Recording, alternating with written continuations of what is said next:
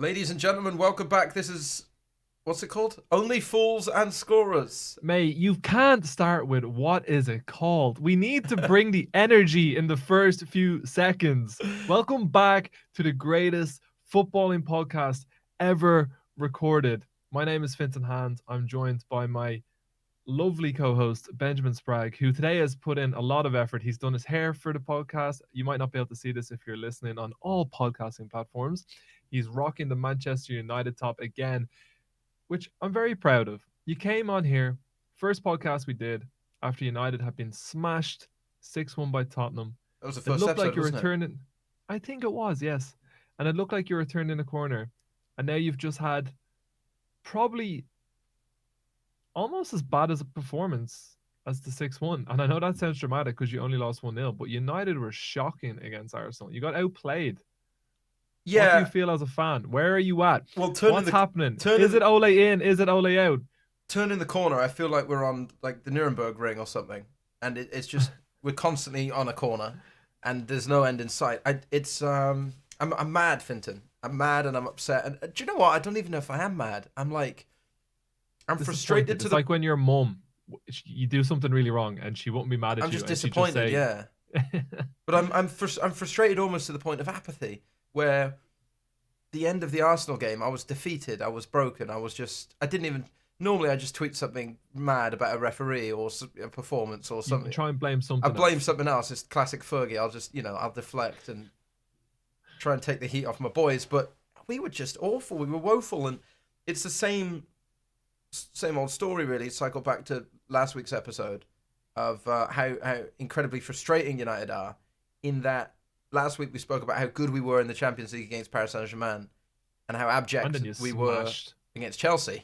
And then we smashed Leipzig, who are top of the Bundesliga, right? Semi-finals of Champions League last year as well. They're not a joke outfit, right? They're a good side, and we absolutely dismantled them at home. And Marcus Rashford scored a hat-trick from the bench. And finally, you thought, okay, well, the Chelsea game was a little blip, but the PSG game was good, and 4 against Newcastle will be a little flattering. We had looking like we're turning that corner, quote unquote. But this Arsenal game is another just a huge 1 step forward and 2 back. A very, very poor performance. We didn't create anything. We looked so sloppy, particularly in the first half. Balls short, passes short, everybody off the pace. Every time we tried to break, there was no momentum, there was no flow. Every pass was either, like I say, short or someone's not coming to the ball. Just sloppy, just what you expect from It's also a very, very the one poor... thing I see as like a fan from the outside and not a Manchester United fan. Obviously, Ole Gunnar Solskjaer got praised, and rightly so, for the way he set up against PSG. He came out with a diamond against RB Leipzig. Yeah. And it was like, oh wow, that Sorry. Do Do that again. Did I Leipzig? Whatever. Carry on. Is it? Why? How would you say it? Leipzig, isn't it? Oh, it's Leipzig. I don't know. I thought it was Leipzig. Whatever. I don't know. I don't speak German. I can barely pronounce words in the English language. Man kann Deutsch nicht sprechen. Break. Wir können diese Podcast auf Deutsch machen. Ja? Ja. Ich liebe das Football, ja? There he is. It's our Bundesliga correspondent, Fintan and, ladies and gentlemen. But basically, I thought he set up these systems to exploit the opposition, and I was like, wow, Ole is like tactically adept. Like he knows what he's doing in these big games, and he has an amazing record in big games. But he just whacks out the same diamond against Arsenal. So I reckon he's just going in, coming up with a formation. It kind of works. He's like, oh, boys, I've turned a corner. This is it. I don't think there's actually a plan. He doesn't know what his best 11 is. He doesn't know whether he can play Pogba and Fernandes. I don't know if he can. When people said that, I was like, of course he can. Like, they'll work it out. They're great players. Yeah. But I just don't know if they can play both of those players in the same team. And that's obviously without talking again about Donny van de Beek, who is arguably like a very similar player to those two. So what are they going to do moving forward? Are they going to drop Pogba? Are they going to drop Fernandes? No. Like, what do you do if you're Ole? I want to hear prime Benjamin Spragg, Tepri cap on. You've got 2 creative midfielders. I'm in charge. Football Manager 2021. Yeah. I've been given the United team. I think the first issue you raised is an important one, that there were definitely signs of Solskjaer to tactically outmaneuvering a Leipzig team, who, by the way, are one of these teams that everybody on football Twitter and football blogs and everything like absolutely like circle jerk Leipzig. Isn't this the one where the guy, he's got like the big board up at the training session, the ground or whatever, right? And they're all like the manager or whoever, and it's like they're all real nerdy about Leipzig, aren't they? They're like the stats team, and do you know what I mean? It's a typical like hipster like jerk off football team. So for one, I'm very glad we beat them, and it's even funnier to me that... Let us know how you really feel, though, It's even funnier to me let it all out. It's even funnier to me that Leipzig is one of these teams that, like, the football tactic blogs, like, absolutely cream over the way these guys, like, set up and analyze things. And then they call Ole Gunnar Solskjaer, like, the PE teacher, like, zero tactic PE teacher, and he just comes out and absolutely smashes them. To me, that's very funny. But then, you're right in that he's kind of like me on Football Manager, where, okay, this tactic worked and we won, like, an incredible result. Just leave it. We'll just put it in as it is, and hopefully it works against, in all situations. But it was just a weird setup where Matic has actually looked pretty sharp this season. I think he has looked really solid. He looked good for the last 6 months of last season as well. Kind of since the lockdown, he improved a lot. Sure, and he looks kind of lively as well, getting on the ball and going forward a little bit. But for some reason, McTominay starts, and our substitutions are Bruno off at 75 minutes, Van der Beek on. And to me... Yeah, you got to keep Bruno on. And Matic on for Fred, and McTominay plays 90 when we need goals. To me, that I can't understand it, and it seems, as I've touched on before, to come or stem from perhaps a fear of playing Van der Beek alongside Bruno and Pogba, and not like... I don't think you can play all three of them, though. But can you play all three of them for 15 minutes when you're one down? Oh, yeah, of course. No, do you know what I mean? Completely. And I think you definitely can't play all three of those in the midfield. You need a McTominay, a Fred, a Matic, of course, like a sitter, a ball winner. And Fred has been incredibly good at that as well, actually, like covering ground and winning balls. I saw a heat map where it looked like a rash. I mean, he was incredible in the Champions League. He set up 2 of the goals by just jumping in, breaking up the play. Like, sure, so I'm all for it. But if you look at the Newcastle game, where we ended up with a flurry of late goals. Let's be honest, you were shy in that game. We were shy in that game, but what happened in that game was Bruno Fernandes picks the ball up in his own half, plays some into play, like belts it from left back to like full Usain 6 yards out, and scores a goal. So many times this season, results have been, or certainly or the back end of last after Project Restart, whatever. So many of our goals and our creativity comes through Fernandes. To me, if you're 1-0 down against Arsenal in the 75th minute, you don't take Fernandes off and put Van der Beek on. No. You change something. You gamble a little bit. You say, okay, well, Matic, you're experienced. This is your job. McTominay off, who by the way had a very poor game, and even there's obviously I don't think he's like he's split one of those consensus players about McTominay, but I don't think he's going to ever be an elite player in that position. I think he like puts in a lot of effort, but I see on Twitter a lot of people getting mad as well that Ole kind of just wants to now stick with the players. And I do think the minimum, if you're a Manchester United player or any Premier League player, is that you put in full effort. Yeah, but it's not good enough to just put in the full effort. It's not good enough to be hard working. It's like Dan James, right? Yeah. Dan James obviously works extremely hard, and it's not his fault that he's not up to standard. It's not his fault the United's recruitment team signed him as the only right winger that's an out-and-out winger for Solskjaer, who clearly wants an out-and-out right winger. When he talks about how he wants to play football, he talks about the width that they had with Giggs and Beckham back in the day. I mean, that's classic United fare as well, isn't it? It's an identity of club, like wingers and whatnot. So for sure.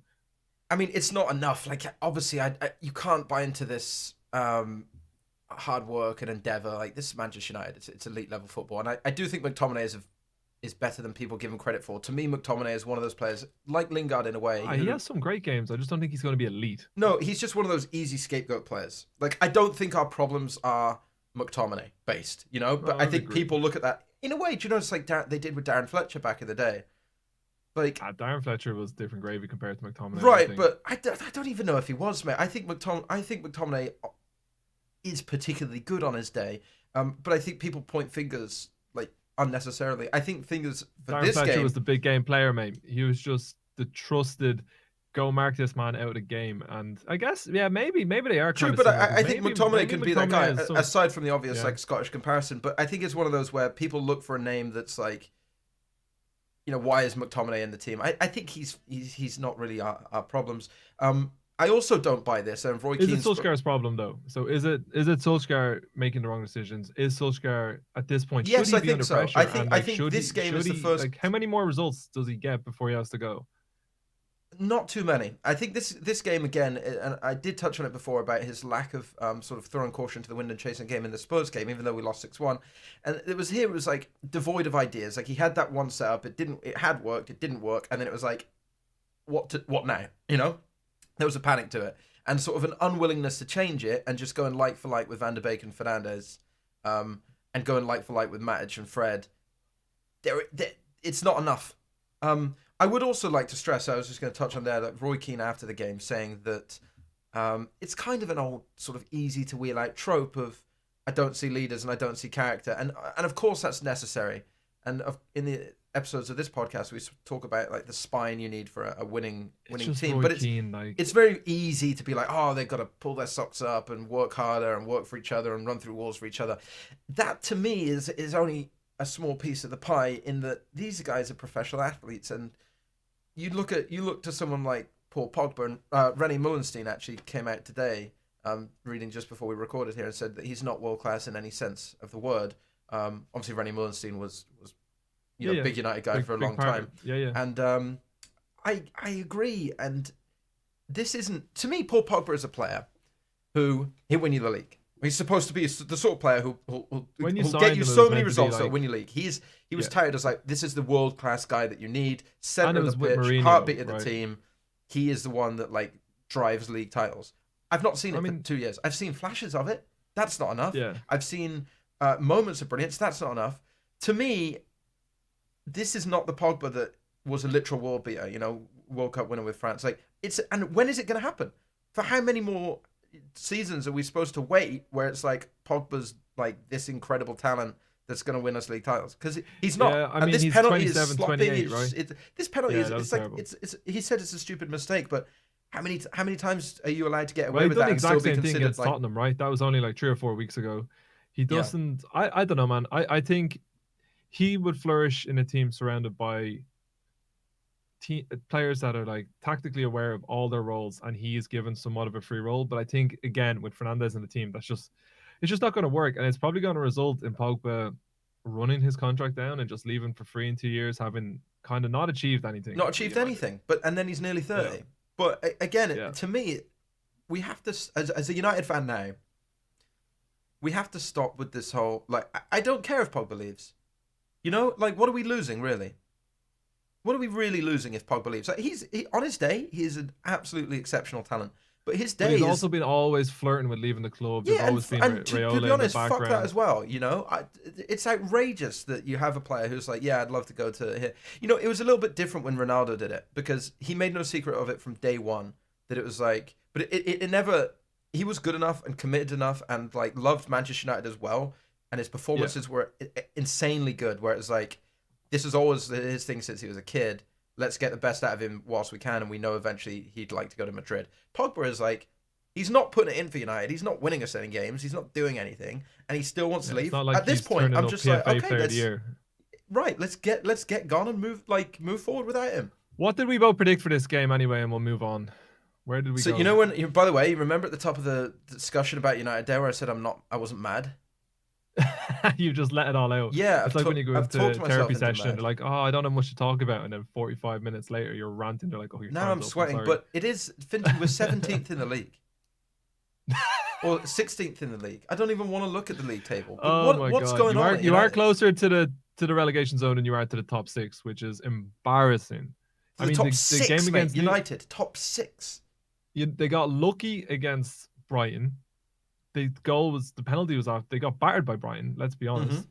The Newcastle game wasn't great. Like, there just hasn't been any good performances in the league. No, like they've had good performances in the Champions League. But that's anyway, thing. let's not rant on about United. Just because people will want to do we give any credit to Arsenal? Does anyone care about Arsenal here? I suppose. Like, here's the thing for me: it's like that didn't feel like, wow, Arsenal were really good, and like they deserve to beat us. They set up well, and Arteta has made Arsenal tougher to beat. Like, he really has. Sure, but I think this game is more indicative of like problems at United than Arsenal have now. Like, Arsenal are going to kick on. You're also a United fan. We're always going to talk more about United in this case, but Yeah, I mean, like I said, I think Arteta's doing a good job at Arsenal, even though it's like a slow build. I would feel more confident in the project going on at Arsenal than I would at the project going on United. And that's not to say that this year Arsenal will finish above United, right? Yeah, I just think that they're building in a like the vision's better. what their vision is better. The manager has a clear way he wants to play football. He's setting up. He's getting all the players in the right positions, and the board want to back him. Right? They signed a midfielder, they signed a centre back, and they signed the right winger, which is all they needed. So I would feel more confident about Arsenal going forward. But at the end of the day, if United get their shit together, they should have more money behind them to solve the issues. And if they recruit better and are better structured and get a director of football and all of the obvious By the things way, that Manchester United are missing out on 4.2 million pounds every home game in lost revenue at the moment as well. yeah, but they're also Obviously, but as I said, that's universal, right? But like that isn't. I think that there's some real. The longer this goes on, the transfer market is going to look very, very different in January and very, very different next summer, depending on how long this goes on. But I think actually United Arsenal have a lot probably of have. commercial deals compared to everyone else. They though. do actually. I think Arsenal even though that number is shocking, like £4 million per game. I think actually Arsenal, one of the clubs with the highest like match day revenue. Ticket prices. Yeah. So and you're right. United probably plays into their favor, but in terms of every other club. Yeah, they is make more money adversely affected. off the like outside of match day than pretty much anyone else in the world, I think. Yeah. So our new segment here is: do Fintan and Spraggy actually know anything about football? Our predictions were Manchester United to win 3-0. That was me with my lenses on, and you had United to win 2-1. So both of us were in the United camp, and they lost 1-0 at home because they're absolutely dire, abject, and Ole Gunnar Solskjaer. I'll say it for the first time. Ole Gunnar Solskjaer out. Is out of his depth. All right. Anyway, moving on. We've seen Aston Villa versus Southampton, and we have our segment. Of course, our favorite one of the week. Did Danny Ings score? He did. He scored an absolute Quality cracker. goal, yeah. It was an unbelievable, and of course, towards the end of the game, before we get into it, it looked like he might have done his knee, and his career would basically be over, suffering the same massive knee injury. But some good news came out that he looks like he's going to be okay. That would be very tragic. That would be really tragic. Because he's rebuilt himself so well, Yes. and like he looks incredible. And the Southampton team look like they're going places. Their manager is looking incredible. It's all looking like it's coming up Southampton. But I got a lot of tweets because I don't want to like go too stato on it at all, but the XG in this game was Aston Villa 2.5. XG is wheeling out fucking XG again, isn't 0.88, right? No. Because Go on. like if I was a biased Aston Villa fan, right, I could sit here and be like, oh, we got played off, or we played them off the pitch, like 2.5 XG to 0.8. The reality is, Ward-Prowse scored 2 wonder free kicks. Yes. Like they were just unbelievable. He Yes. looked like Beckham in his prime, best free kick taker. When I hear the stat that Ward-Prowse had only scored 6 free kicks in his career to that point, I was like, how? Like He's so good at them. He puts on them. Yeah. Actually, and then years and years just, ago, sorry to interrupt. Years and years ago, I watched for some reason, I think actually someone we both know was tweeting about James Ward-Prowse like relentlessly, like he was God. No, yeah, I know who you're talking about. Yeah. And I actually watched a video of him practicing free kicks, and it's one of those where he stays like after training and just like free kick, free kick, free kick, free kick. And actually, for all that work, 6 in his career, it's a bit crap, isn't it? Do you think? Think about goals? It is right. What I would say though, right? It's not like he's playing for Man United or Liverpool, so maybe they just don't get his conversion rate. Might not be shocking. Like they might not have creating as much in and around the box, the dangerous areas. Now that's me really giving James Ward-Prowse a little bit of credit. Hang on a sec. David conversion rate. Beckham free kick goals. Mate, you'd be surprised. Career. They didn't score that many free kicks. David Beckham 65 free kicks. For United though, about 45, bro. Yeah, probably.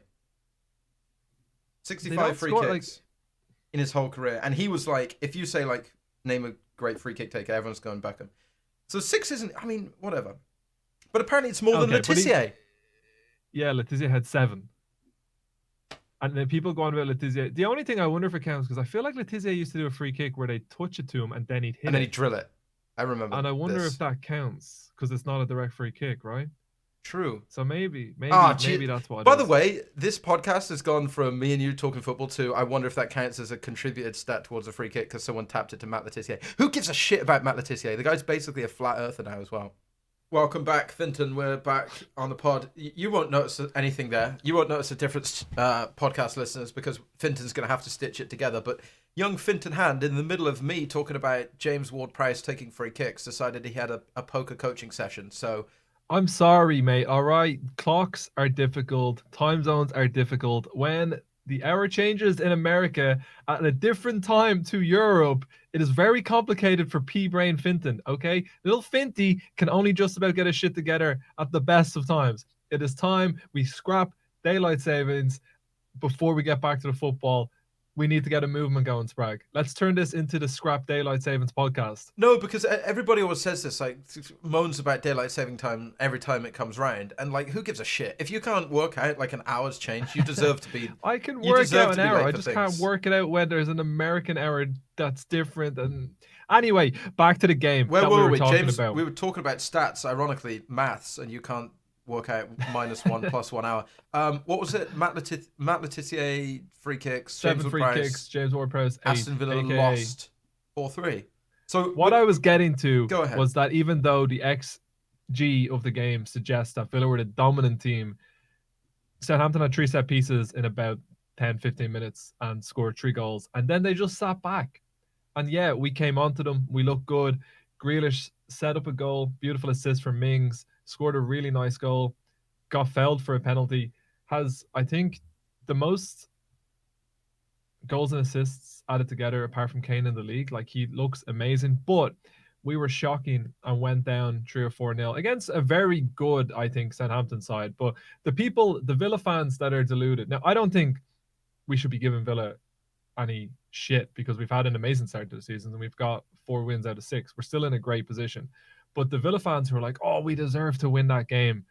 Like, I don't agree. When you go 4-0 down, there's not too many cases of you deserve to win that game. Yeah. It's like you're playing FIFA against your mate and you go 4-0 down, you pull it back to 4-all, and they make a 5-4, and you're like, oh, you're lucky. It's like no one can keep their foot on the gas when they're 4-0 up to the same intensity. It's just not the same. So I think not times to worry yet for Villa. I think they are a very good Southampton side. We started very well. We actually look like we can score goals. One thing that would concern me a little bit about Villa is when we went into the lockdown, we were written off and our chances of staying up were like 1.5% or something. And we just like got back to basics. We became very solid defensively and like trusted our ability to nick a goal or two, given that we had Jack Grealish in the team. And it was just like basically our full strategy. And now we've won 4 games in a row and went back-to-back games where we conceded 3 goals and 4 goals. And it's like, are they getting away from what put them back into this good position? Because they're getting a little bit confident. They have one of the best records in the league over the last 10 games. Like, fucking Aston Villa, mate. We go out there, we smashed them. And then you like leave all of those fundamentals that you'd worked on so hard to get back. Now, it's only 2 games, but it's 2 games in a row where we looked very frail in defense at times. Sure. So you're concerned that you're kind of losing sight of that winning formula, getting overconfident and sort of overly bullish on. It's like what you were talking about at one point, right? I think it might have been in last week's episode where you have a manager who's doing things really well and you get yourself into a solid position. That's kind of what Villa were doing. They got themselves solid, hard to beat, and now they're like, we have Ross Barkley, we have Jack Grealish, we have Watkins. Let's go attack everyone. We scored 7 against Liverpool. You score 5, we'll score 6. But it's like, whoa. If we don't score a load of goals, we'd let in 7 goals without response in the last 2 games until we scored the 3 goals, right? So I would just hope that it's not a trend that's going to start. I'm still feeling confident and I'm excited to see us against Arsenal because I think we actually tend to do quite well against the bigger teams where we can counterattack a little bit more freely. Whereas when we have to break down the teams, it's not something we've kind of discovered just yet. Sure. So this is really kind of what we expected. That Villa were always going to slow down from this start. Of course. And I mean, if we had kept the same, we won all our first 4 games. You keep that up, you win the league. Well, you're going to win the league. record. Yeah. So obviously, right. I think this is just like a natural sort of realignment of ways it's supposed to be, quote unquote, like a natural correction. I don't think anything to worry about. Bizarrely, and it's sort of become a little bit of a theme of the podcast that we don't talk about Southampton, or like they were the most anonymous team in the league to a point, right? Like they were never going to contest anything. They were never really going to worry about going down. But all of a sudden, I think they're 5th in the league, or they're certainly they're up there in and around the top 6. The table. And it's funny that we speak about some surprise packages, not surprise packages, but some sort of outside spins at top 8. We've spoken about Leeds and Beelzebub. spoken about Villa after their good start. We've spoken about Everton under Ancelotti and Wolves being obviously very good and in contention. But Southampton, kind of, after all those good starts of those outside teams, Southampton have come from nowhere to kind of be that team, haven't they? A little bit. And they do look really, really solid. Like, the way they play football is like, listen, we were memeing about it a little bit. We were disregarding Southampton. You know, we were putting them in the same category as Burnley because, like, nobody supports Burnley. Like, nobody cares who about cares? Burnley. Right. Like, that won't change. Like, nothing throughout this season. Like, Burnley going to win 7 in a row. We'll just, like, I still don't no care. one actually cares. Yeah. But Southampton do seem to be a very well organized outfit, and I would be very happy to not be playing them again next week because I think they're the kind of team that they're just very hard to play against with their high press. They play 4-4-2. They just whack the two lads up top. They got Che Adams and Danny Ings who are banging in goals, and they're fun to watch and they're well organized. So yeah, I would expect them definitely to finish top half of the table. And again, we talked about it last week, but like sticking with the manager, even though they had that really tough spell abysmal run, season. and then they had an awful. They lost 7-0 to someone or something, didn't they? 9-0 to Leicester at home. Yeah. When there was fans there. Yeah. You know, yeah. Like 9-0 with fans there is a whole different ball game. But anyway, Villa, I'm not worried about. Southampton, I think, are another team to keep our eye on, and I wouldn't bet against Southampton finishing ahead of Manchester United this season. That's the Finty prediction. Egypt to win the World Cup, and now Southampton to finish above Manchester United. Good luck. All right, let's move on. We were talking about Bielsa ball a few moments ago. Actually, what did we predict for Southampton Villa? Southampton Villa predictions. Shocking. Do Fintan and Spraggy actually know anything about football? Villa 2-1 and Villa 2-0. I went 2-1, you went 2-0. Okay. Again, the actual wrong, not only score, but winning team. We're idiots. All right. Don't listen to the podcast. We're literal idiots. Leeds versus Leicester, which I think we were both pretty excited about because Leeds have looked exceptionally well. But as our second segment, we've only got 2 segments on this podcast. Did Danny Ings score? And we've got Fraud Watch. Mr. Patrick Bamford, Paddy Boy. Oh, the evidence is in for this week as well. Fraud Watch. The evidence is flowing in. First couple of minutes of the game, Patrick Bamford has a chance to put Leeds 1-0 up, and he just absolutely scuffs it. Header from about half a yard out, straight to the keeper, up the other end of the pitch. Harvey Barnes scores, and that sets it up because Leicester are a great counter-attacking team. Leeds love to come out, and it just made it a very, very tough game for Leeds. But he missed 3 big chances in the game. This is what the stat I was talking about last week. He missed like 50 big chances in the championship last year. He is going to get found out. And the other player in this Leeds team, which I still think are going to do very well this season, he's got to go for multiple reasons. And it's mostly because the commentary is constantly saying cock on the broadcast. It's not okay. It's like, and Bamford into cock here. And it's just like, no. Cock into Bamford. We can't keep hearing this. Yeah, and he looks very, very shaky in defense, even though they're super exciting to go forward. I think we both said it. Like, they're going to have some game where they come out and they blitz a team and they're 4-0 up, and they're going to have a game where they just get like back like 8-0 by someone. And this is it's very exciting though. This is one of those games. I looked at it, and we both looked at it back in the last podcast and the sort of Leeds Leicester, and that it was always going to be exciting football, given that Leeds' dynamism going forward and Leicester's pace on the counter attack, and that's what they've become known for with Vardy's pacing behind. But we've always called that eventually Leeds would have a game that they just get dismantled because their defense just isn't where it needs to be. And this was that, really, and Leicester kind of the perfect team to take advantage of it. And really interesting, as you say, the Bamford missed opportunity within a minute is a big Fraud Watch. Like, just needs to score. It's like a top striker scores there.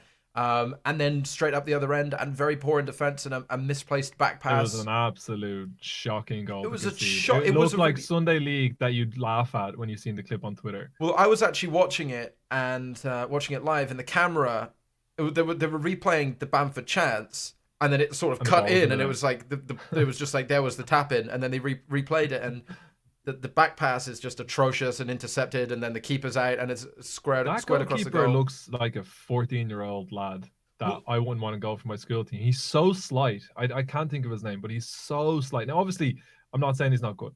I'm just saying he's so slight, and it kind of reminds me of David De Gea when he came into the Premiership, and like under the cross and stuff, it like he just doesn't look like he should be a Premiership goalkeeper. And also a little bit erratic on. You absolutely can't really blame him for the first one. The back pass is atrocious, and it just sets up an easy goal. But there was another tap in later in the game, so either the third or I think actually maybe the fourth, where it just sort of erratically committing to chasing down or closing down a ball, and then it was just squared past him and tapped in again. And yeah, I don't know. Leeds certainly have defensive problems, and didn't look to ever really be finding a way back into this after the Bamford missed opportunity and then 1-0 down. But What Leicester now are the real threat to Liverpool currently, like the only team giving Liverpool a run for the money. I would still not look past Manchester City and I can agree with Chelsea, that, but in the early goings here, Leicester have sort of best of a bad bunch of starts, I suppose. yeah, I mean they've won I think 5 games this season now, which is joint most. They're up to second in the league. If you're Leicester, would you try and chase down the top 4/league spot, or would you start concentrating on the Europa League when it comes around? Because squads like Leicester's, even though they have signed some good players this summer, like they're like a couple of injuries away from disaster, which we've seen when they played Aston Villa. They didn't have Jamie Vardy, they didn't have Madison, and they didn't have Ndidi, and their midfield was just it just had no bite to it. It was very easy for Villa to play against. It was actually like our easiest game in terms of keeping a team out and like having them create nothing. So I don't think they have the squad to like battle on all fronts. But if you're Brendan Rodgers, what do you think is more impressive for Leicester? I don't think they're going to win the league, right? I think that they could push for top 4, but like last year we seen that at the end of the season they just fell apart when the players got a little bit tired, too many games coming in thick and fast. But would you prefer, as a Leicester fan, or it's hard to say because they have won a league title a few years ago, but to go for the top 4 and put everything into that, or to probably be one of the best teams in the Europa League and keep your players fresh? Because I don't think they can do both. Like, I'm just going to be honest. Yeah, I don't think they have think the for squad. me the focus has to be on the league, because I Yeah. think given what we've seen so far and the inconsistency of teams in and around the top 4 or teams who expected to get a challenge run for the going. top 4, I think it's a very, very obtainable goal for Leicester to make Yeah. the Champions League. And of course, making the Champions League, financially and just everything that comes with it is where they should be aspiring to be. So I do think the focus should be on the league. It'd be interesting to see, because presumably, the fans aren't going to allow a reserve team to be played in the Europa League. So they're kind of Yeah. forced into stretching Aston Villa did themselves thin. when they were in it.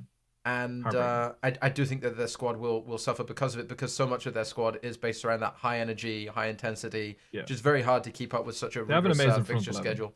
Or The only start thing 11. the only thing I will say about Leicester, just as a broader point, is they really, really, really, really need to think about a Vardy replacement, which sounds It's hard. which sounds honestly, insane. man, he's getting better and better. Like, He is, some of but the he's passes still he played in that lead. he's still You what know, 30, 34. 33, 34. And it's one of those Yeah. where Leicester's entire identity on this successful run and a lot of their play is based on his pace. And he's still, don't get me wrong, he's still like right up there, but It's really arguably hard still in to his find prime. a striker to replace Jamie Vardy, though. But once you know? take Vardy, like realistically, even if Vardy's still like prime at the moment or like still doing well at the moment, max 2 seasons, I think. Or like maybe even like one and falling off. But like, he didn't have you a lot can't of game expect time it. though. Like, like he wasn't playing at the higher levels where you're playing so many games until later in his career. And I don't know, man. Like, there is some outliers, but I do agree that players that are based around pace the way he is a lot of the time do fall off. It's Even one of those at where his like age, everything is great now, but I think what you see happen too often at clubs is they'll wait until Vardy's gone, and then like now we have to replace. It's like without Vardy really hard and to without sign the a player pace of who's Vardy, good enough though, right? And then share the game time. It's kind of the same issue that Tottenham have with Harry Kane. It's like they're so reliant on Kane, but they play one striker up front, so they can't really sign. They've signed that young guy now, Vinicius. yeah. I probably butchered how you pronounce that as well, but it's really hard to sign that striker that will sit on the bench and wait. It's kind of like what we've seen with Gabriel Jesus at Man City. Like, it's really hard to have 2 top class strikers and have one striker on the pitch at a time. Absolutely, it's a double-edged sword. If they bring in someone to replace Vardy now, then that player like has to sit in waiting for sort of 1 to 2 years.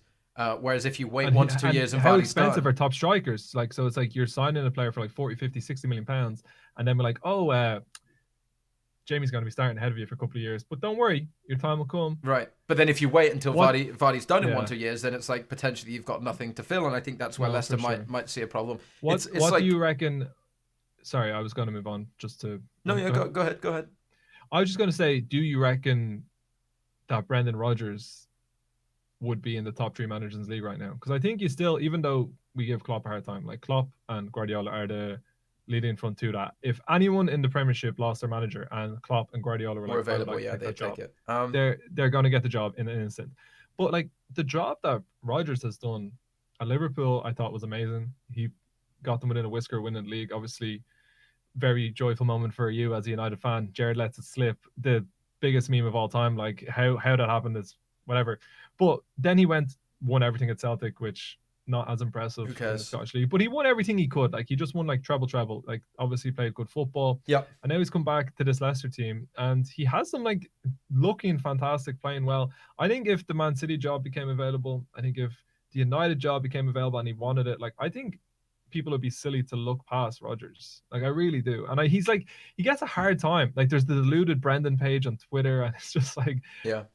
I personally think that he's doing a great job. And like if I was a United fan, I'd probably prefer to see Rodgers come in than Poch. He Like, won't end up. if you I had- think I mean, in terms of like pure ability, probably okay. You know what I mean? But I just think the Liverpool connection is just ruling him out of any future Manchester United position because No, Liverpool I don't fans think you're getting still him either. Liverpool fans still adore Brendan Rodgers for the most part. So I don't see him.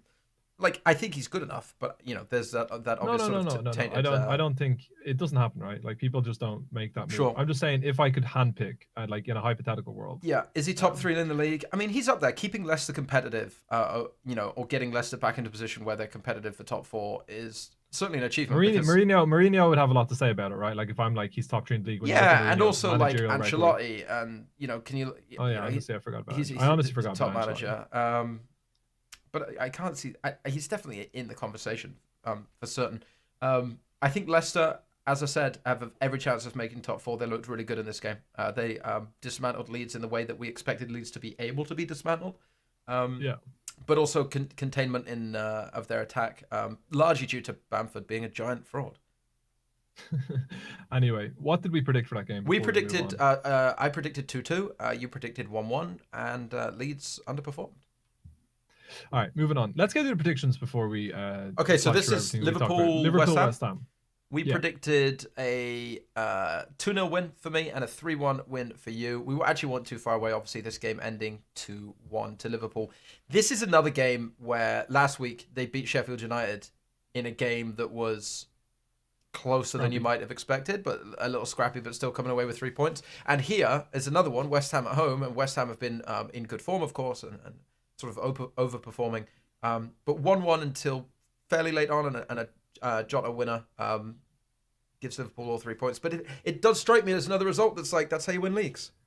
That's the thing, right? Isn't it? It's a double-edged sword, right? You can be arguing that they don't look at their best right now, and they definitely don't. No. They don't seem to have the same fluidity and like cutting open teams. But one stat that blew my mind was that since they won the league, no team has conceded more goals than Liverpool has. Really? And since they won the league, right now they had a couple of crazy games. They had the Leeds game, and then they had a Chelsea game, and then they had the Villa game, which was 7 goals, right? But it's still an absolutely crazy stat, reaching back like 12, 13 games that they've conceded the most goals in those games. So there's obviously not everything right. And then Van Dijk gets injured for at least the rest of the season. So the fact that they are still top of the table with all this adversity and they're grinding out these results. Like when you think of like some of the league titles that United won, in particular, if you remember that year when Robin van Persie just came in and like you went behind in something like 8 of the first 12 games of the season, and Van Persie was just coming up scoring 90-minute winner after 90-minute winner, and they just grinded out the results, and it just felt like they were going to win the league. And if someone's not getting a gap on Liverpool right now when they haven't clicked, yeah, I just think with the quality they have, having brought in Jota, which is a legitimate replacement for any of the front three, whereas last season, if they had to bring on like Origi, it was like a real drop down. I think they're going to click, and I think they're probably going to start making gaps. Like I don't think they're going to have these like blips in form that continue for as long. I would love to see it. I would love to see them lose the next 4 games so that we can have like a really close title race. But I think if the other teams continue to stutter the way they are, Liverpool's class will shine through, and they're just going to start like picking off 3 points, and it could get like pretty bleak for the rest of the league. But there is still hope at the moment, as you can see the way it's going. Like if West Ham can push them. By the way, I love how biased we are here on Only Fools and Scorers, where like there's still hope, like someone can still stop Liverpool. Like we're just well, I'm not a Liverpool fan. I'm a neutral, right? Here, right? No. I'm a neutral. If it was like I want Tottenham to win the league this year. If Tottenham won the league for the next 4 years, and they just won it out of counter and they looked amazing, and Mourinho was back to his insufferable worst, I'd just be like, oh God, I hope Liverpool win the first 7 games of the season. I just like seeing change, and I like seeing being competitive. Like last year was the most uncompetitive league I can ever remember. Maybe there was a Man City team that done something similar, but the points gap was embarrassing. Like they had like 99 points or 98 points, and the closest to them was like 78 or 79 or something like shocking. Maybe City were in the 80s, but it was horrendous. So West Ham, like, what can they do? They're against Liverpool. They put in a good fight. It'll be interesting to see now how they perform, because they've had like tough game, tough game, tough game, tough game. Will they carry this form into the smaller team games, or will it be a classic David Moyes where like he knows how to set up a team not to get beaten, like, you know, Yeah. catch them on a counter or get a goal? Because like that's what he was amazing at Everton. Like he just was so solid, and then he went to United, and the way he would talk about games, it was like he never got into the mindset of a team that like should be out smashing Should people be out and winning. taking Yeah, it it was to just them. like you start So off not it'll be, losing. yeah, exactly. And that's what I think he's very good at. And like he is a good coach, as much as he's got, you know, a lot of shit over the last couple of years. It'd be interesting to see if West Ham can convert, you know, like the games against the weaker teams, because they have signed Benrahma, who I would have loved Aston Villa to sign from Brentford, Yeah. arguably the best player in the Championship last season. So when he gets into the team, it should add a little bit more attacking flair. And I'm just excited to see it for West Ham. Like I didn't think I'd say it, but like I'm excited to see it either go good or watch Moyes fail. Like I can't really lose. Yeah, in this case. I do think again, it's kind of a mediocre season for West Ham, but that should be considered a success. I mean, last year they nearly were guaranteed, not guaranteed. I looked at the preseason and thought they were the in trouble, but it seems like they're okay, and they got Benrahma coming into the side now as well, who presumably going to give them options. So yeah, they'll be okay. It is worrying for the league that Liverpool have started to just grind out 3 points, just grind results. It's just it's looking like they're going to be all right, aren't they? They're going to just win it, aren't they? Maybe. Let's move on to a team that I hope that can challenge, and with Mourinho, probably the manager who fancies it himself a lot as well. It's Spurs versus Brighton. They won 2-1. I'm not sure what we predicted. We predicted 4-0 and 3-0. So this is a little bit more closely contested. This is another one for Brighton where they're doing all right, but they just lose. Every Brighton time we've spoken about Brighton this season was they started really well, they look solid, and then they've had tough fixtures, but it's like they're not getting points for it. They're not getting anything to show for it, which I presumably eventually you got to start. This is what Villa did last year. We gave United a game, Tottenham a game, Arsenal a game, but we came out with like 1 point from these like 4 amazing performances. And at some point, you just need points on the board, or they're going to be in another relegation fight. Even though I bigged them up, I thought there was going to be a Graham Potter statue outside the Brighton Stadium by the end of the year. I was bigging them up a lot. I'm bigging up a lot of teams, and like then just backtracking. I'm like, oh well, it's tough league out there. It's but isn't it, mate? The main talking point, obviously, about this game was that Gareth Bale comes off the bench, scores the winner 7 years after his last Spurs goal. Do you think there is any chance that he's going to reach his former heights? No, but his former heights were particularly high. His former height, I think he'll be the best player in the Premiership by some margin. I think he'll be a very useful player for Spurs, and I do think his addition. Although listen, I'm still like, one goal does not a player make, or does not a return make. I'm still of the thought that he isn't gonna be as good as he was before, of course, but also that he'll be playing in the MLS in like 2 seasons. Do I think he'll be, of utility this year in helping Spurs push on for a top 4 in what looks like it's going to be a kind of inconsistent top 4? Yes, I do. I would say that he's not their main. Bale in Spurs' team 5 years ago, whenever, it was like everything is Bale. I think now he's less of a key thing. Everything is Kane and Son, but in a way that could work into his favor, in that there isn't this over reliance on him, and he's just sort of a freedom to, other players are chipping in as well. That is dangerous. That if Bale then does stop firing on all cylinders, you have this triple threat: Kane, Son, Bale, potentially. I can't help but feel challenging that Mourinho kind of would prefer he didn't have Bale. I know that sounds like a crazy thing to say, but if Bale doesn't hit anything close to the heights that we remember, it's a really awkward thing to have Bale in the squad and keep keeping him on the bench. Like, so far, he hasn't got near starting a Premier League game, would be my guess. He came on in that one game where they were 3-0 up against West Ham. They scored 3 goals. he played in the Europa League during the week, where we seen one of the greatest pieces of social media in our time, where they lost 1-0 and Mourinho goes into the coach, sits there. We were talking about it before the podcast. Imagine Mourinho being like, let's call his best friend John. John, can you just take a photo of me looking real sulky so I can get this on Instagram? He just sits there like, for those who can't see, I'm just pulling obviously a grumpy face, sits there completely quiet, pulls the face, and then puts it up on Instagram. And what was the quote? It was this genuinely one of the funniest things I've ever seen. It was like, I hope everybody on this bus is as angry as I am right now, or like as disappointed as I am right now. But that's the funny thing about it, is like, it had to be so staged, right? Whenever you see a picture on Instagram or wherever, always think, like, who's taking the photo?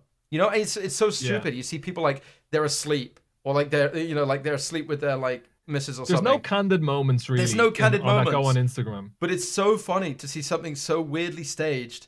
Excuse me. So weirdly staged from Jose Mourinho, who's like 50-something-year-old bloke, right? Manager of Spurs, after they've just lost, and he's like, I'm gonna go on the bus and get someone to take a photo of me sulking and then post it. It was like a teenager who's like in a strop, you know? And he was just sat there on the bus in his face mask, just like, I'm like, I hope everyone else is as angry as I am right now.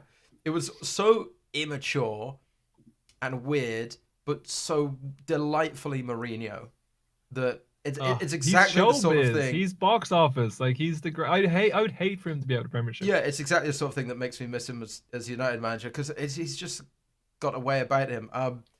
But look, Spurs here, it's another sort of grindy result. Probably a little bit more grindy than we thought it would be. Probably expected Spurs to be more comfortable given their free-flowing scoring with Kane and Son. But Bale back, scored the winner, could be an important player for them. I think it's really dangerous for anyone else chasing top four if Bale does, as I say, start. And you end up with this sort of trident in attack. I think they're going to be a top four side. Yeah, I think they will. I actually think after this game, in terms of who's going to run Liverpool closest, it's going to come from Spurs, Leicester, or Man City.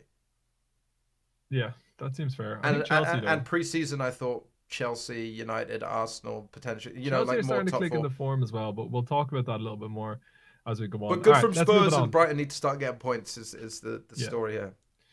Newcastle versus Everton. I think this was the confirmation that any fairy tale season that Everton were going to have. Myth.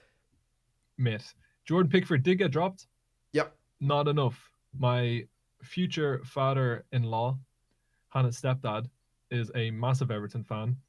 He was fuming that Fabian Delph was playing for them. When I think of Delph back when I was, when he was playing Aston Villa, like, he was absolutely class. Apparently now he is just an absolute liability. Everton were missing Richarlison, James, and Digna, who got the red card reduced from 3 games to 1. So that's like 3 of their best players and 3 of the players who would arguably go into a lot of the best teams in the league.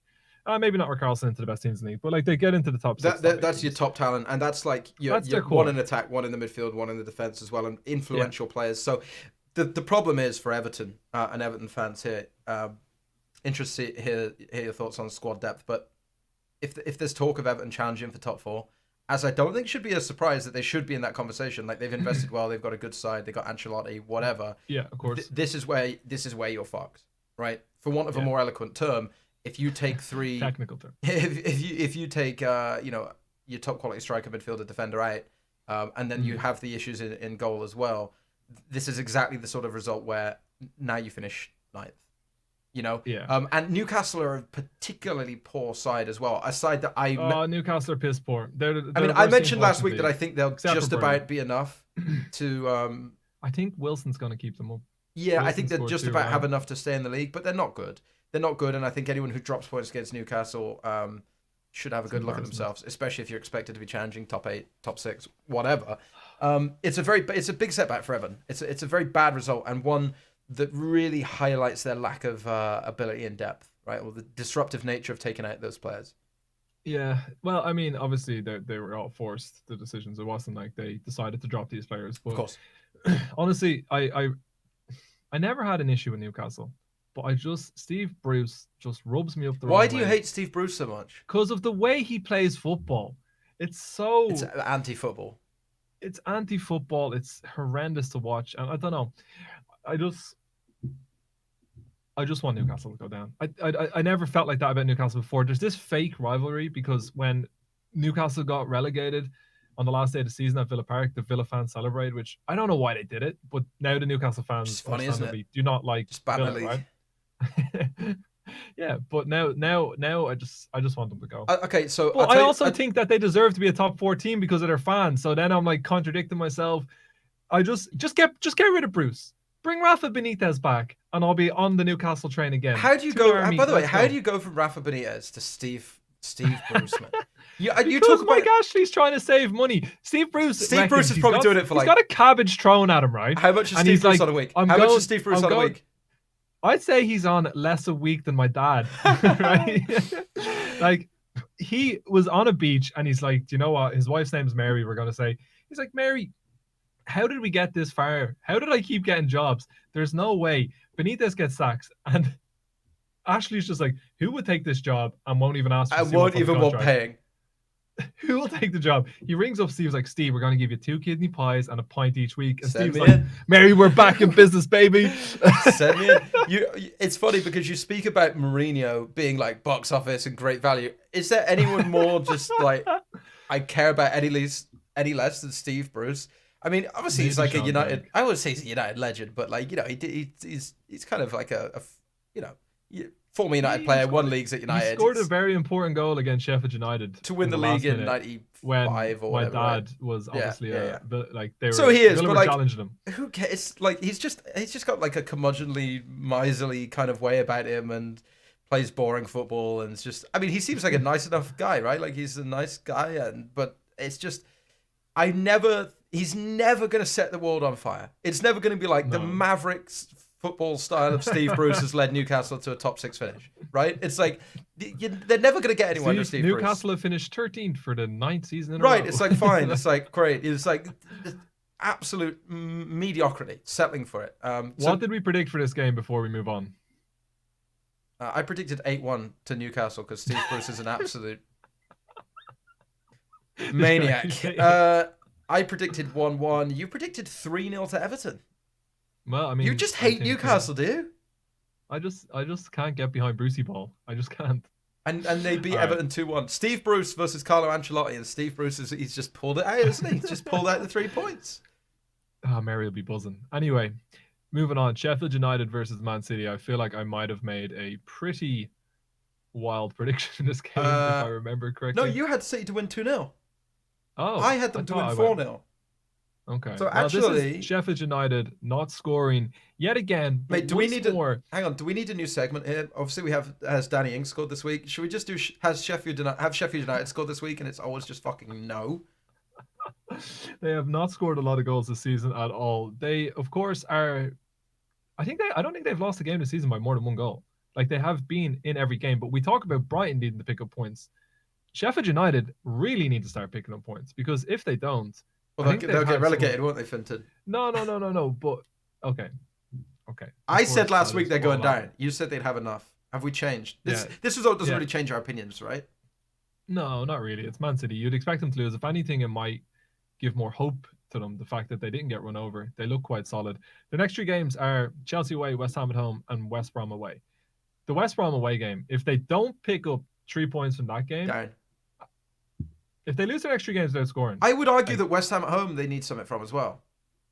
I would argue it too, but obviously West Ham at the moment, that'll be a good test of my Moyes theory. Can he go out and do it against a team that's not going to score? That's an interesting game, actually, even though it seems a little bit of a sort of bottom of the table clash. Sheffield United, West Ham United, that's an interesting game in 2 game weeks' time, or whenever it may be. The one thing about City is... Oh, sorry, go ahead. No, it's just an interesting sort of see where they're actually at kind of game, isn't it? Like, are West Ham like a bit of a like overly good start for where they are, and Sheffield United just been unfortunate. I think they're doomed against Chelsea.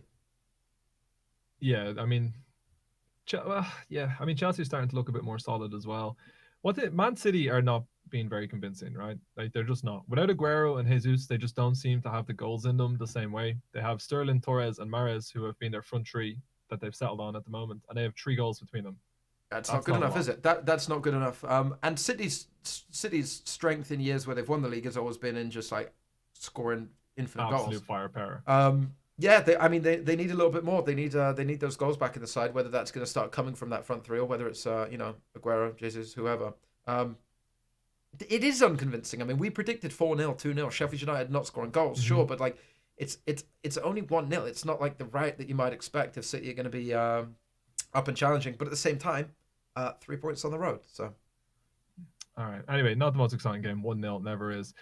Burnley versus Chelsea. It was 3-0 to Chelsea. It is, I believe, 4 clean sheets out of 5, or maybe 5 clean sheets out of 6 for the new goalkeeper Mendy.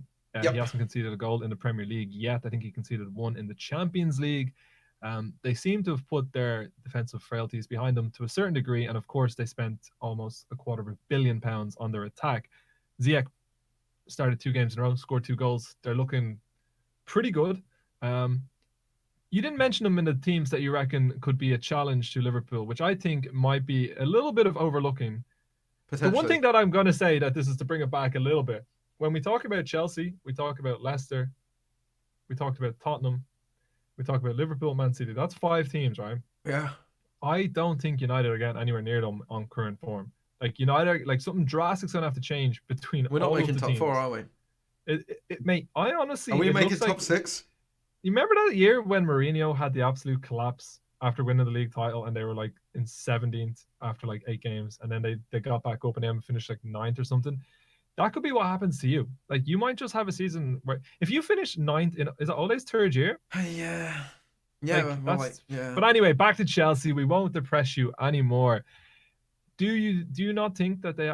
I think Chelsea shouldn't be ruled out of the title race yet. Like never mind top 4. Yeah, I mean, I think I probably have overlooked them a little bit here. Actually, in my pre-season league prediction, I had Chelsea 2nd, and they certainly had a bit of a shaky start, but they seem to have settled in. They seem to have settled. The goalkeeper thing's a massive. The goalkeeper thing is huge, and the willingness to drop Kepa, and the results are there. Like the clean sheet record's very, very good. Going into Roman Abramovich and like, listen, I know we bought the most expensive goalkeeper ever and gave him a 7-year contract, but we're gonna have to drop him. Yeah, and I mean credit to Lampard where it's due to make that call and have so far be reaping the rewards and scoring goals. 3-0 away at Burnley. You say it's Burnley, but for City it's Sheffield United. For Liverpool at home it's West Ham, and those wins are not as convincing as this one. So yes, I think Chelsea definitely could, if this continues, be one of the teams that challenges a title race. That's the exciting thing, is everything is still wide open, and it'd be foolish for us to sit here and start calling who's going to be where, which I think it's shaping up to be a very good season. Hopefully. There's so much in and around the top 4, top 6 that could happen. This is a really great result for Chelsea. Burnley are fucked. Burnley are rubbish and boring and drab and just like, again, they're the Steve Bruce of teams. Like, who cares? They do. The lack of investment and the lack of ambition from Burnley it's just miserable. Get out of the league. And it's got to go. Get out of the league. They got to go. 0 shots on target, 1 goal. Get out of the league. I don't even want to hear it. Worst is, all right. Just get them going. What did we predict before we move on? We're going to fly through the final 3 games. What did we predict for that one? Yeah. Oh, I had 3-1 to Chelsea. You had 4-0. So actually, we're pretty bang on. Not too bad. All right. Wolves versus Crystal Palace. Hang on. Let's do predictions for this one first. It was 2-0 to Wolves. I predicted 2-0 to Wolves. I predicted exactly 2-0 to Wolves. You predicted 1-1. You predicted a draw, mate. Okay. Wolves get their 4th clean sheet win of the season, and Cody is the captain, the centre back, who made a couple of starts for England against Denmark and someone else, I believe. He looks quality. Yep. Obviously, Jamie Carragher tried to tap him up live on Sky Sports. I'm not sure if he's seen the interview. Ask him would he have any interest in becoming Klopp's replacement for Virgil van Dijk when he was doing an interview about like just after winning with Wolves. And like I think I don't know, but his accent sounded very Scouse. Like I think he's a Liverpudlian. Right. And obviously you put the captain of Wolves on the spot. You're Jamie Carragher, probably someone he grew up like looking up to, and he probably loves Liverpool. And he just goes, I can't do the Scouse accent. He's like, I can't believe you put me on the spot like this. Like refused to answer. It's like, no, I'm Wolves true and true. I love this club. But like if Liverpool come calling and you're a Liverpudlian and they're the best team in Europe, like you have to go. Of course you go. And I think there's potentially a big move on the horizon, as well as Wolves are doing. Yeah, they're not a big enough club, right? That they're still a selling club. You look at Jota, right? They're still a selling club, and players are still rightfully going to want to move on and further their ambitions, which is always going to be Wolves' issue.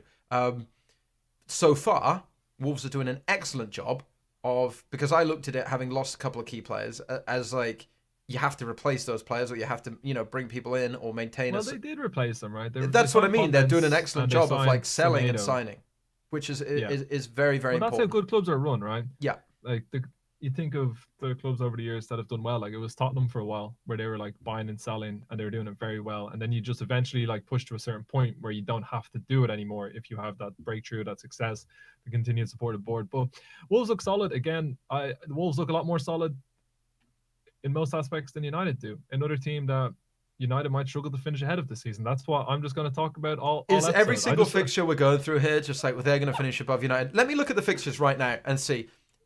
We'll do a quick fire. Let's. We're nearly finished, right? Fulham versus West Brom. We thought Fulham were done and dusted, mate. They are out of the bottom three. Yes, they are. They're 2-0 against West Brom. But are they still gone? West Brom must be gone. West Brom. If you can't beat Fulham, who are you beating? If you're losing to Fulham, who are you beating? We actually predicted 1-0 West Brom, and you predicted a 0 draw. But Fulham 2-0 winners. The second goal was an excellent finish as well. Are Fulham still rubbish and gone? Yes. Are West Brom also rubbish and gone? Yes. But then that leaves Burnley rubbish and gone. But Sheffield United don't score goals and are rubbish and potentially gone. So I would bet Sheffield United to finish above Fulham still. So you're going Fulham, Burnley, West Brom. Burnley. Gone. Brighton done. Brighton be good. There's Brighton some shit in the league, isn't there? Brighton will be handy. Brighton are good enough, aren't they? From what we've seen, Brighton will be good. Just Sheffield bad results. United, they were good. Yeah. I just want to anyway, let's do a quick fire here. Yeah, that was the last game that was this week. Anyway, I got it wrong. That was it. That was it. That's our roundup. So quick fire quiz: do they finish above Manchester United or not? Okay, and we'll work our way down the list of fixtures I have here. All right. Do they finish? And I'll count on my hand, and then we'll see where United are going to finish. Is this both of us doing it, or no? like just me? I'm just firing into you because I can't trust myself because I'm too biased. Okay, so do they finish above Manchester United or not? Wolves. That's the. He wants to say yes. Yes. He's going to go yes. Palace. No. Sheffield United. No. City. Yes. I put my finger on there before you'd even said it. I know we're fucked. Chelsea. Yes. Burnley. No. Pool. Yes. West Liverpool? Ham. Did you put a finger up for Liverpool? Yeah, Liverpool. 4. That's 4 above United. Not West Ham. No. Not West Ham. Aston Villa. Yes. Aston Villa. No. Southampton. No. Mate, Southampton, mate. Southampton, mate. No. Newcastle. No. Steve Bruce. Steve Bruce no. If Newcastle finish against United, I'll get Man United tattooed on my face. Sorry, Newcastle tattooed on my face. Everton. No. No. Okay. Arsenal. Yes. That's 5. Spurs. Yes. That's 6. Brighton. Graham Potter's good, but he's not that good. Fulham, West Brom. No. Shut it. Get out of the league. Leeds. No. Leicester. Yes. Okay, so that's 7 teams finishing above Manchester United, Two which of means them that we're close. 8th, mate. We're 8th at the end of the year. That's bad, isn't it? Which ones would you argue? I think Wolves, and I said no for Southampton, but like Southampton. No, I said no for Southampton, mate. Danny Ings is injured, maybe. That's Southampton's for that long though. If we finish 9th, mate, if we finish 8th, mate, Solskjaer's got to go, hasn't he? Is that our takeaway from today's United episode? finished like 8 in Mourinho's first season, right? Now you won the Europa League, but I think you finished like 8. Sure. No, sorry, second season. You got second, and then anyway. Yes, predictions. That is enough you want to do for predictions for next week? I do want to do predictions very quickly. You got fixtures? Yes. I will get them right now. Pull them. I can't believe this. Write them down now, so save yourself. You ready? It doesn't matter. No, Just I'll do them time next week. People... Fire them off, rattle them off. All right. Brighton versus Burnley. Oh my god. First game of the season, Friday night, 5:30, probably on pay-per-view. Can you imagine the cheek of those people making those fixtures? Well done to the 3 people who are going to buy that game if it's on pay-per-view. I'm going to go 3-0 Brighton, and this is the turning point for Mr. Potter. Yeah, I agree. 2-0 Brighton. Southampton at home to Newcastle. Oh, 2-0 Southampton. 3-0 Southampton. I'm going to go 2-0 Southampton. Everton at home to Manchester United. Oh that my is god, a we're going to fixture. lose. 2-1 Everton. What? Benjamin Spragg. We're done, mate. We're done. We're finished. Oh my God, he's a broken man. He might be wearing the jersey, but he has no belief or hope anymore. I don't believe we're going to go to Everton and get a result. All I ate. Wow. I'm going to say that United win 2-0. Crystal Palace versus Leeds. 2-2. 2-0 to Leeds. Chelsea versus Sheffield United. Oh, Sheffield United are in trouble. 3-0. That was my score. I'm gonna go the same one. I know we haven't done that before, but I'm gonna go same. West Ham at home to Fulham. That's the kind of game we're talking about. Nah, Fulham. This is just an anomalous result. Fulham, an absolute cat piss, mate. 3-0 West Ham. I'm gonna go 2-0 West Ham. West Brom at home to Tottenham. 2-0 Spurs. 2-0 Spurs. I'm gonna go 4-0. Leicester at home to Wolves. 1-1. That's a good game. I'm gonna go 2-0 to Leicester. Man City at home to Liverpool. Oh, what a game! That's a good one. Big to have pod on next Sunday, week. Man City, Liverpool. 1 each. I'm gonna go because I want it to happen. I think it's better for the league. I'm gonna go 2-1 to City. Arsenal at home to Aston Villa. 5-0 Arsenal. I brought it down a notch. I'm gonna go.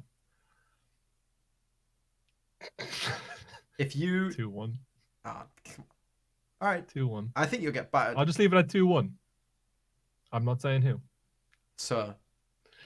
I'll say 2-1. 2-1 to Arsenal. Okay. Is that us? Is that all our predictions? That is us. Ready for another Thank you exciting very round of much. do Fintan and Spraggy actually know anything about football? I honestly listen. You were giving us a lot of shit there, but actually, apart from 1 or 2 results, like we were pretty close to those last week, I would say. Yeah. Benjamin Spragg, as always, it has been a pleasure. If you are new here, please make sure you hit the subscribe button. Get in the comments. Let us know what other segments you would like added to the. Did Danny Ings score? Did Sheffield United score? And is Patrick Bamford a fraud? Let us know what we should be covering every week.